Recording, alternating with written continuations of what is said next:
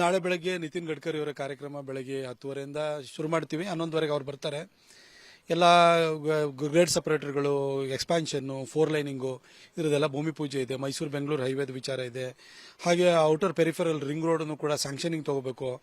ಈ ಥರದ್ದೆಲ್ಲ ಕೆಲಸಗಳಿದೆ. ಅದರಲ್ಲಿ ಮಗ್ನನಾಗಿದ್ದೀನಿ. ಅದಕ್ಕೆ ಮೊಬಿಲೈಸೇಷನ್ ಜನ ಕರ್ಕೊಂಬರ್ಬೇಕು. ಈ ಅಲ್ಲಿ ಶಾಮಿಯಾನ ಇದನ್ನೆಲ್ಲ ಹಾಕ್ಸುವಂಥದ್ದು, ಈ ಮಹಾರಾಜ ಗ್ರೌಂಡಲ್ಲಿ ಎಲ್ಲ ವ್ಯವಸ್ಥೆ ಮಾಡ್ತಾಯಿದ್ದೀವಿ. ನಾನು ಅದರಲ್ಲಿ ಮಗ್ನನಾಗಿದ್ದೀನಿ ಹೊರತು ಈ ಥರದ್ದು ನನಗೆ ಸುದ್ದಿಗಳು ಬರ್ತಾನೆ ಇರ್ತದೆ. ಕಳೆದ 3 ತಿಂಗಳಿಂದ ಸುಮಾರು ಕ್ಯಾಂಡಿಡೇಟ್ಗಳು ಬಂದು ಹೋದರು. ಇದು ಆ ಥರ ಇದು 2ನೇ ಸರಿ ಬರ್ತಾ ಇರೋದು. ಆ ಥರ ಬಂದಿದೆ ಅಂತ ಅಂದ್ಕೊಳ್ತೀನಿ ಅಷ್ಟೇ. ಕಾರಣಗಳು ಹತ್ರ ಬೇಕಲ್ಲ ಸರ್? ನನಗೆ ಗೊತ್ತಿಲ್ಲ, ನಿಜವಾಗ್ಲೂ ಕಾರಣ ಇಲ್ಲ.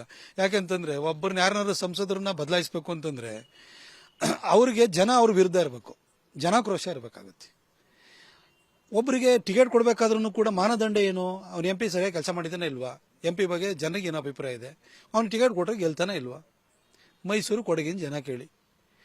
ಅದಕ್ಕಿಂತ ಹೆಚ್ಚಾಗಿ ಕಳೆದ 6-7 ತಿಂಗಳಿಂದ ಎಲ್ಲ ಕಸರತ್ತು ಮಾಡ್ತಾ ಇರುವಂತಹ ಕಾಂಗ್ರೆಸ್ಸಿಗೆ ಪ್ರತಾಪ್ ಸಿಂಹನನ್ನು ಸೋಲಿಸುವಂಥ ಒಂದು ಕ್ಯಾಂಡಿಡೇಟ್ ಹುಡ್ಕೊಳ್ಳೋಕ್ಕಾಗಿಲ್ಲ.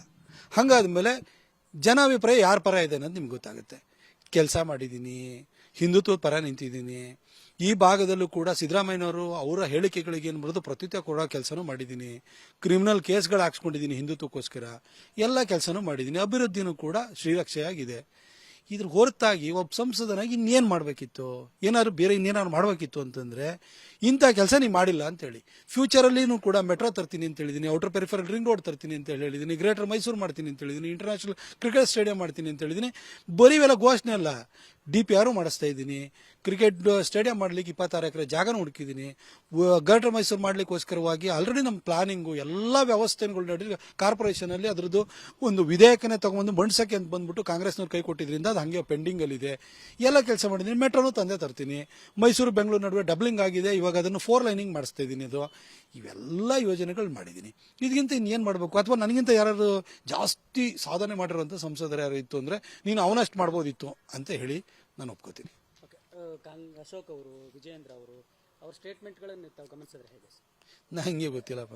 ನೀವು ಹೇಳಿದ್ರೆ ಕೇಳ್ತಾಗಬೇಕು. ನನಗೆ ಅಂದರೆ ಜನಾಭಿಪ್ರಾಯ ಏನಿರ್ಬೋದು ಅಂತ ಅಂದರೆ ಅಟ್ಲೀಸ್ಟ್ ಅವ್ರಿಗೆ ಕನಿಷ್ಠ ಫೀಡ್ಬ್ಯಾಕ್ ಅಂತೂ ಇದೆ ಸರ್.